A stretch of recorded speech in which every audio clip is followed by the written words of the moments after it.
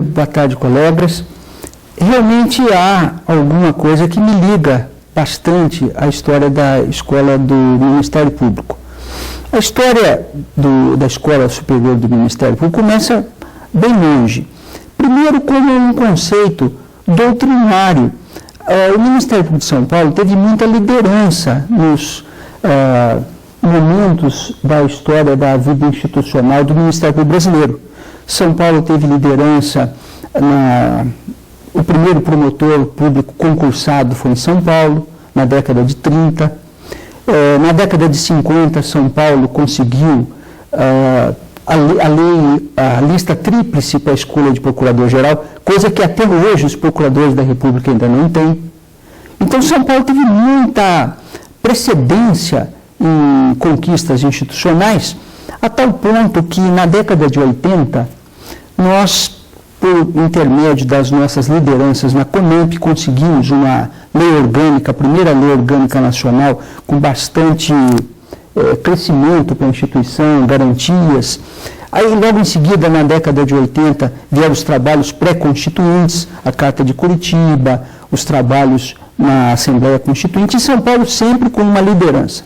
A tal ponto que essa liderança institucional do Ministério Público brasileiro acabou sendo conhecida de uma maneira informal como a Escola Paulista de Ministério Público. O que era essa Escola Paulista de Ministério Público? Não era um prédio, não era uma escola no sentido de um centro onde há professores e alunos, mas era aquele conjunto de ideias, de projetos, de reivindicações institucionais que tornavam o Ministério Público Paulista um modelo, um exemplo para o Ministério Público Nacional.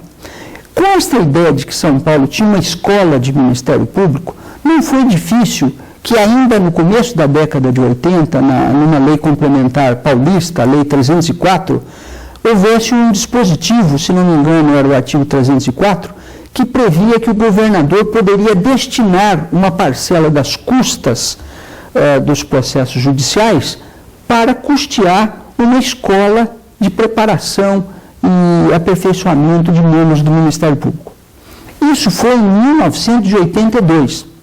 Mas isso era um dispositivo legal que pouco efeito prático iria produzir, porque, na verdade, havia dificuldades muito grandes para instalar essa escola aqui em São Paulo. Por que isto? Porque enquanto esta ideia tinha surgido aqui, já estava, inclusive, sendo recepcionada em outros estados. No Rio Grande do Sul, por exemplo, já em 1983, um ano depois da nossa lei, eles fizeram, de fato, a escola deles. Eles fizeram por meio de uma fundação, que está funcionando até hoje, é um modelo de escola, de funcionamento exemplar, mas São Paulo não conseguia pôr aquelas ideias e materializar aquelas ideias num projeto de escola real. Por quê? Aí entram aspectos políticos. Naquele tempo, a Procuradoria-Geral e a Associação Paulista do Ministério Público eram as duas grandes forças políticas da instituição. Se entendiam. O Procurador-Geral da época, no começo da década de 80, já era o Paulo Salvador Frontini, e o presidente da associação já era o Luiz Antônio Fleury Filho. Eram duas lideranças fortes da instituição, mas eles queriam uma certa preeminência no surgimento da escola. E não havia muita facilidade de obter esse entendimento, e a escola não saía do papel. Até que, em março de 1987, foi nomeado procurador-geral Cláudio Ferraz de Alvarenga. E, em razão desse fato novo que surgiu na instituição, foi para a presidência da Associação Paulista do Ministério Público o Antônio Araldo Ferraz Dalpozo.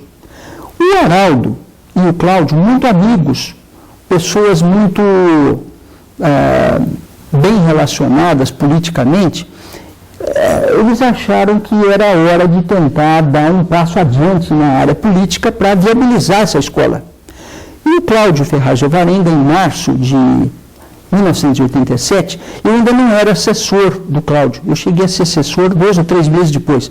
Mas mesmo um pouco antes, ele me chamou e disse: Hugo, eu gostaria que você estudasse o que nós podemos fazer para implantar a escola do Ministério Público. Porque não há momento melhor do que este.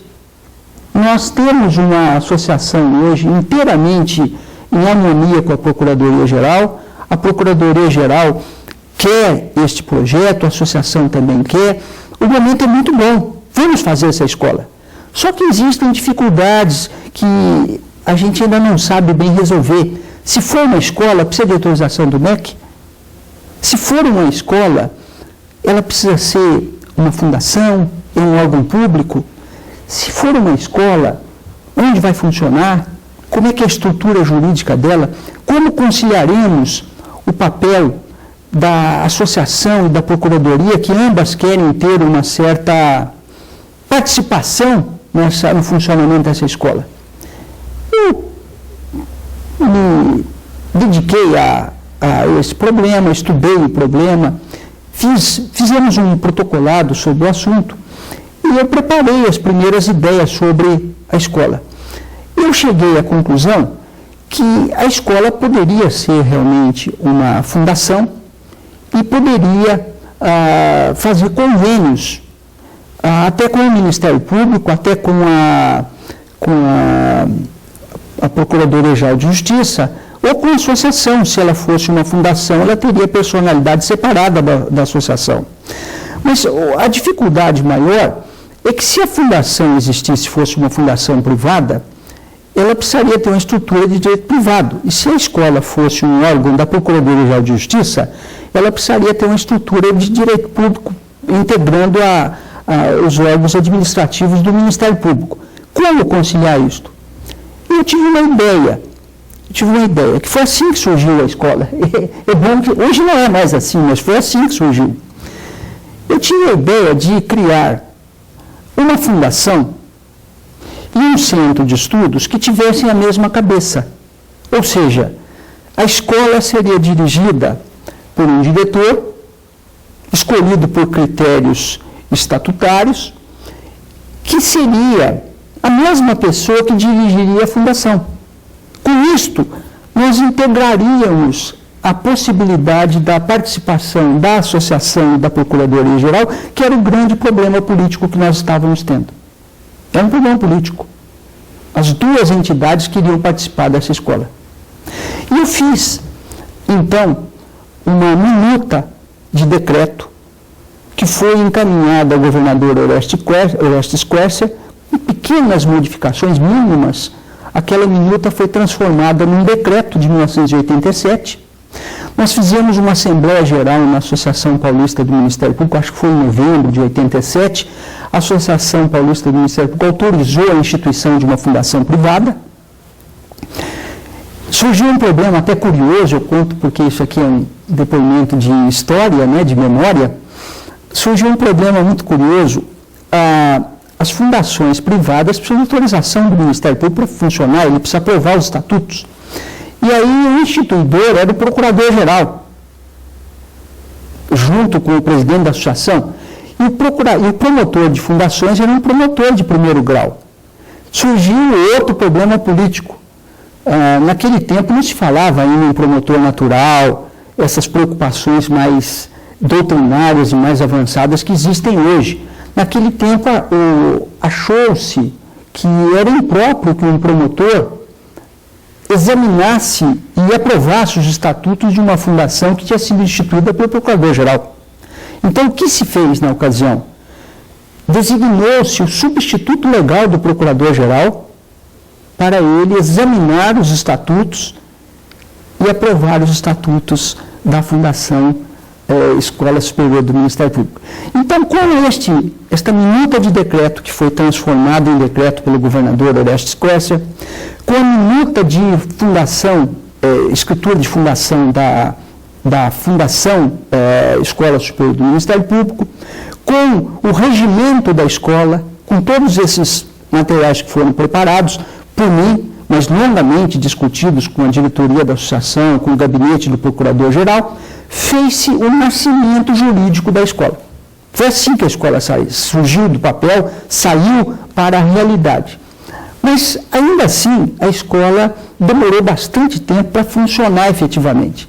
Enquanto eu ia ao Rio Grande do Sul fazer palestras e era recebido na escola do Rio Grande do Sul, uma escola em funcionamento, tinha prédio, professores, cursos, alunos, funcionando de vento em popa.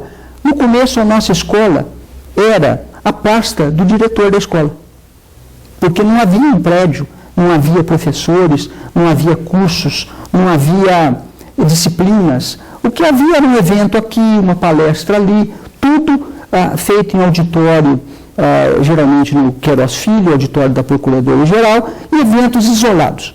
Mas a partir daí, a escola começou a crescer.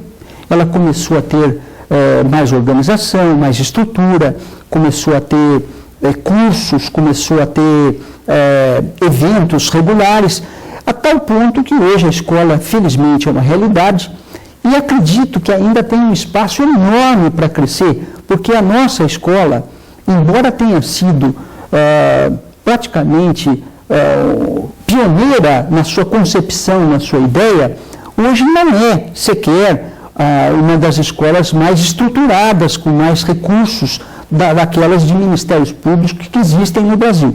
Então eu tenho a esperança, a expectativa de que a nossa escola tenha muito a contribuir, não só no recrutamento de promotores, na difusão junto à sociedade do ideário, do temário de Ministério Público, da filosofia de Ministério Público, como também de aprimoramento e aperfeiçoamento funcional para os próprios membros da instituição e seus funcionários.